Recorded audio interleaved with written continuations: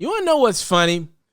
When I see the Clippers playing, like let's say a couple hours before the game, automatically in my head, I automatically think like, yo, I wonder are the Clippers going to be able to get it done without Kawhi playing tonight? I have been conditioned to think more times than not Kawhi Leonard ain't playing. I do think that, by the way.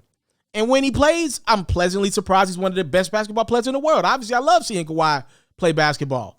But I have been conditioned, and I'm somebody that covers this game, by the way.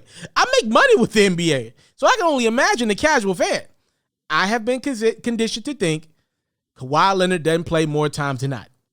And that's exactly what I think. And I do believe it's hurting Kawhi Leonard's legacy. I do believe that, by the way. Similar to Kevin Durant over the last few years, but Durant has obviously played basketball more times than not throughout his career. But what's happening is people are like, yo, especially with Kawhi and KD both playing in markets where other teams are present, the Lakers and the Knicks, what's happening is fans are attaching themselves to the Lakers and doubling down on it. We obviously know LeBron is the biggest brand in NBA, and obviously the Lakers are the biggest team in NBA. But think about it like this. The Knicks have had more uproar about their success than the Nets have. People look at the Nets like they should win with all that talent they got. People are genuinely excited in the New York area about the Knicks and the success they're having behind Julius Randle, Tom Thibodeau in his first year getting it done in New York. Look at the energy in the Garden versus the energy that ain't there in Brooklyn night in, night out. There's a story with New York. Obviously, we understand just how legend that franchise is. Most of it not even for winning, but just the feel of being in the Garden playing basketball. They already have that built-in story, not to mention that they've been bad for so long. Julius Randle comes in and he is balling out, and people feel prideful because of that. The Lakers, obviously a team that you either love them or you hate them. LeBron, you either love them or you hate them. Mix that in. I think there are some casual fans out there that are like, I don't really care for Brooklyn and how they came about. I'll just roll with the Lakers. I don't love LeBron. I'll just root for him just because at least I know he's there. At least I know he's trying to play night in, night out. With Kawhi and the Clippers, it's almost kind of tough to even buy into them because I do believe there's something to be said about creating storylines in the regular season. If you're a fan, and I know COVID has kind of affected things, but this was even present last year before COVID. If you're a fan and you go get a ticket to a Los Angeles Clippers game and Kawhi doesn't play, you're like, man, I'll never do that again.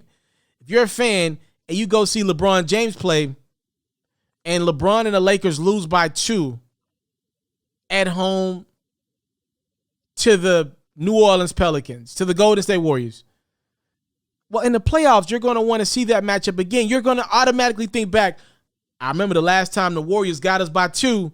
LeBron ain't going to let that happen again. You're already coming up with matchups that you saw earlier in the season, how to play against Steph, how to guard Zion. You're already coming up with these things in your head. That's what we do as fans. Most of this stuff with fandom is just mystery and mystique in fantasy world anyway. A lot of this stuff is just stuff that'll never happen, but we create these things in our mind and play them out in our own little world, how we would like them to play out, how we believe they're going to play out. And that's probably more than the action on the court or the field or whatever, right? So when you look at Kawhi Leonard, when he's missing games against the Milwaukee Bucks, missing games against the Brooklyn, the Lakers, whatever, you're missing those opportunities to create storylines. Who's better, Kawhi, LeBron? We don't know. They don't play against each other a lot this year, at least because of health. Who's better between Kawhi and KD? We don't know. Oftentimes, they're not both healthy at the same time. And I can go up and down the list with that. Who's better, Kawhi? They played once or twice, but we don't see it a lot. Kawhi is missing opportunities in the regular season to create storyline about his life and his journey and just his legacy as a basketball player. And I do believe fans Kawhi's already probably a little quirky as is, aloof, personality as is, mixing the fact that you ain't seeing him play basketball night in, night out. Easy for a fan to say, I think I'd rather root for Chris Paul and the Phoenix Suns, Damian Lillard and the Portland Trail Blazers.